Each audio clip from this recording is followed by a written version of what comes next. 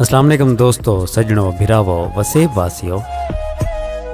सोना सिंह सफदर करबलाई साहब दा एक डोढ़ा घंटे ने तुहारी खिदमत विच हाजिर थे हैं। सुन सो सयूनी फरमेंदन के दुनिया दा चक्कर चलदा पे डेह रात बदलदे रह वेंदन। दुनिया दा चक्कर चलदा पे डेह रात बदलदे रह वेंदन। सिज तारे अपनी हद च हन, लम्हात बदलदे रह वेंदन। जॾहिं बख्त दा तारा बुॾदा है, हालात बदलदे रह वेंदन। इथां सफदर बंदे पल पल विच औकात बदलदे रह वेंदन।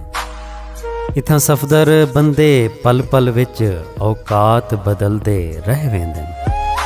बहुत शुक्रिया सोना सी, कमाल मेहरबानी, दुआइयां याद रखे सो। अल्लाह पाक तुआ को सारे वसेब को अपने हिफ्ज़ व अमान च रखे। रब सोने दे हवाले से।